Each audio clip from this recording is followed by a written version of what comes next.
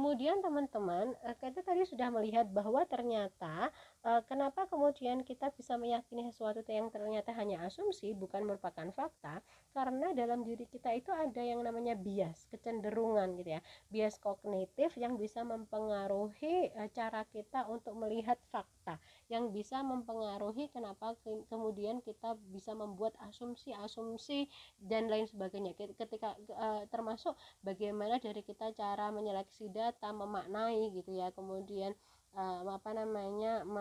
membuat asumsi, menyimpulkan, dan kemudian membentuk keyakinan kita. Ada beberapa bias kognitif yang perlu kita waspadai supaya tidak menguasai diri kita dalam memaknai sebuah fakta. Yang pertama ada yang namanya egocentric memory, yaitu kecenderungan kita untuk melupakan bukti dan informasi yang tidak mendukung pendapat kita dan justru mengingat bukti atau informasi yang mendukung pendapat kita.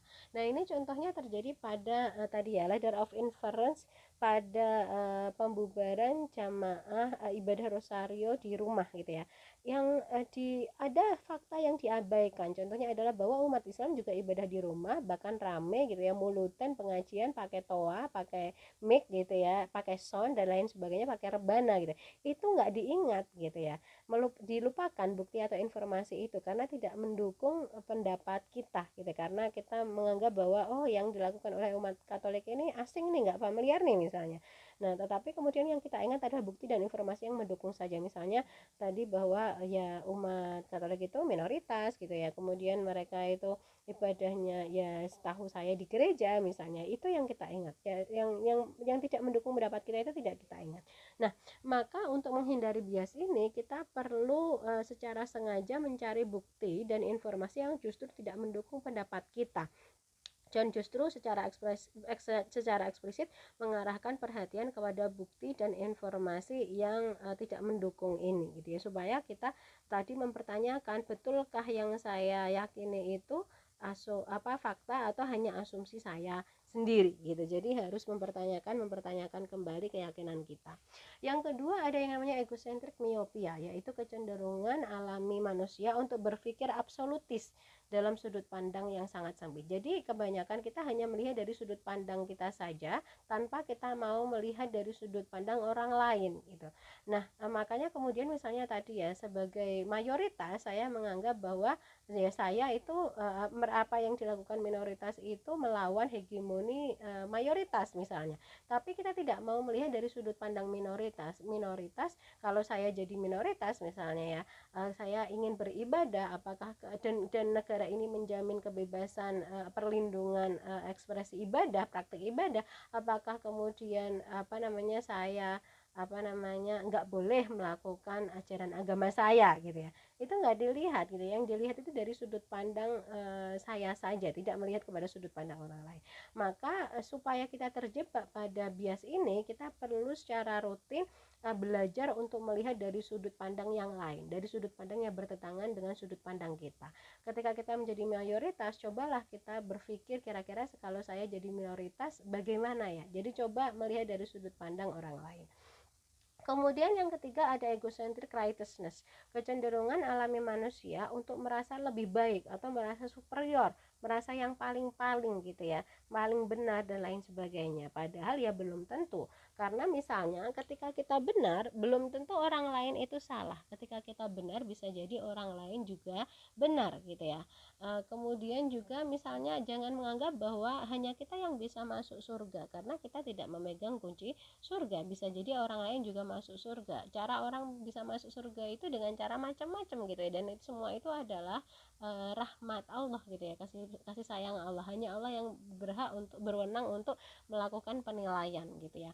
Nah, supaya kita tidak terjebak pada kecenderungan merasa superior, maka kita harus secara berkala mengingatkan diri gitu ya, bahwa di atas langit itu masih ada langit. Betapa sedikitnya sebenarnya yang kita ketahui, bahwa ilmu yang diberikan Allah kepada hambanya itu baru setitik dibandingkan dengan bagaikan hanya setetes air di tengah lautan gitu, dari lautan gitu. Nah, maka kita perlu mengingatkan diri bahwa ketika kita merasa lebih gitu ya, kita harus mengingat bahwa ada orang lain juga yang memiliki kelebihan dalam hal lain supaya kita tidak menjadi merasa paling superior. Kemudian yang keempat adalah egocentric hypocrisy, yaitu kecenderungan alamiah untuk tidak menghiraukan inkonsistensi. Misalnya kita menerapkan standar yang berbeda dari standar yang kita terapkan kepada diri kita kepada standar yang kita terapkan kepada orang lain gitu ya. Misalnya kita melakukan sesuatu, kita menganggap bahwa hal itu wajar biasa aja, tetapi ketika orang lain yang melakukan sesuatu itu kita menghujatnya habis-habisan, misalnya kita menganggapnya nggak pantas dan lain sebagainya. Nah, maka kita perlu mengoreksi egocentric hypocrisy ini dengan secara berkala, membandingkan standar yang kita pakai untuk diri sendiri dengan standar yang kita terapkan untuk orang lain apakah sama atau tidak. Kemudian yang kelima adalah egocentric oversimplification, kecenderungan manusia untuk mengabaikan kompleksitas masalah dengan memilih pandangan yang lebih simplistik bila kompleksitas tadi mengharuskan kita untuk mengubah pendapat gitu ya. Misalnya menganggap bahwa ketika melakukan pembubaran jamaah Katolik ibadah rosario di rumah, kita merasa bahwa hal tersebut ya wajar-wajar aja, biasa aja kamu, misalnya biasa aja kamu hanya tinggal mengikuti mayoritas saja dan lain sebagainya, padahal itu bukan hal yang simpel gitu ya, karena nanti akan berkaitan dengan penegakan hukum gitu ya, terkait dengan perlindungan keagamaan, atau misalnya nanti ada dampaknya jangka panjang di tempat lain gitu ya terhadap misalnya umat Islam yang berada di tengah-tengah mayoritas non muslim misalnya, apakah nanti juga mereka akan mengalami hal yang sama seperti yang kita lakukan gara-gara kita membubarkan atau melarang ibadah rosario di rumah gitu ya. Itu bukan hal yang simpel, tetapi hal yang bisa jadi kompleks, tetapi kadang kita mengabaikan kompleksitas masalah itu. Nah, maka kita harus mengoreksi bias ini dengan secara reguler. Kita harus fokus pada kompleksitas masalah, apakah masalah ini betul-betul simpel atau ternyata bisa jadi kompleks. Kita harus melihat kira-kira dampaknya gitu ya, konsekuensinya dalam jangka pendek maupun jangka panjang, tidak melihat dari sudut pandang kita saja. Kemudian yang keenam adalah egocentric blindness, yaitu kecenderungan alamiah untuk tidak memperhatikan fakta dan bukti-bukti yang berlawanan dengan kepercayaan dan nilai-nilai kita. Nah, ini hampir sama dengan egocentric memory gitu ya, tetapi ini justru sengaja tidak memperhatikan fakta dan bukti yang berlawanan dengan kepercayaan dan nilai-nilai kita. Nah, cara mengoreksinya ya hampir sama dengan egocentric memory, yaitu secara eksplisit justru mencari bukti atau fakta yang berlawanan dengan kepercayaan atau nilai kita. Selain ladder of inference, ada satu hal lagi yang perlu kita pahami begitu ya, yang sangat relevan dengan pendidikan untuk berpikir kritis dan tentunya berkaitan dengan moderasi beragama, yaitu ada ya teori levels of listening gitu ya. Kenapa ini menjadi penting? Karena levels of listening dan ladder of inference ini akan membantu kita menyadari cara kita mendengar dan berpikir. Kita sering mengira bahwa kita mendengar, padahal yang terjadi bisa jadi hanyalah kita membenarkan pikiran kita sendiri. Padahal cara kita mendengarkan akan menentukan bagaimana kita berpikir, kita menilai, dan kita bertindak. Nah, inilah yang dijelaskan dalam model levels of listening dari Otto Scharmer gitu ya. Dan bagaimana saya nanti akan menjelaskan bagaimana ini akan sangat berkaitan dengan ladder of inference. Bayangkan listening itu adalah sebagai pintu masuk data gitu ya, dan ladder of inference itu adalah proses pengolahan data hingga menjadi tindakan. Jadi levels of listening dan ladder of inference ini memiliki hubungan dasar mendengar, mempengaruhi, dan menafsirkan. Kalau cara mendengar kita tertutup, maka data yang masuk juga akan sangat terbatas dan bias, dan seluruh proses berpikir kita dari asumsi hingga aksi bisa jadi akan keliru. Nah, levels of listening yang pertama itu adalah downloading atau listening from habits. Kita mendengarkan dari kebiasaan.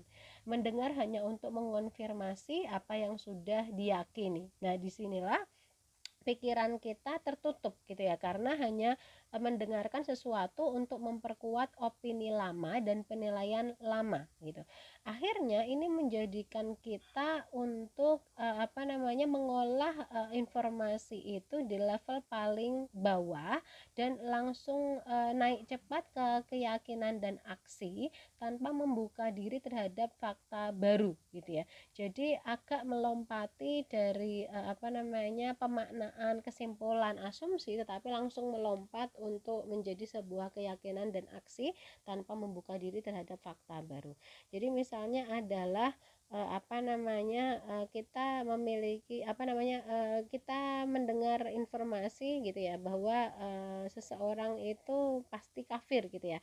Maka misalnya kemudian kita itu melakukan penilaian bahwa setiap ucapan dia gitu ya ditafsirkan sebagai bentuk kekafiran. Itu contohnya. Kemudian level listening yang kedua adalah factual listening. Jadi ketika kita listening from outside, kita itu mendengarkan tetapi dengan membuka diri pada fakta-fakta baru dan perbedaan. Nah, disinilah butuh adanya open mind. Kita mau membuka pikiran kita gitu ya. Ketika kita mau membuka pemikiran kita, ketika kita melakukan penalaran, kita akan sejenak berhenti dan reflektif di tahap pemilahan data dan penambahan makna. Jadi kita akan mempertanyakan kepada diri kita, apakah ini fakta atau saya hanya memilih sebagian fakta saja gitu ya. Jadi misalnya tadi kalau ada yang mengatakan orang itu kafir gitu ya, kemudian kita akan mempertanyakan apa sebenarnya yang dia katakan itu apa sih, kok apakah betul bahwa dia itu kafir gitu ya. Kemudian apakah saya mendengar dengan utuh apa yang dia katakan. Jadi kita akan mempertanyakan diri itu.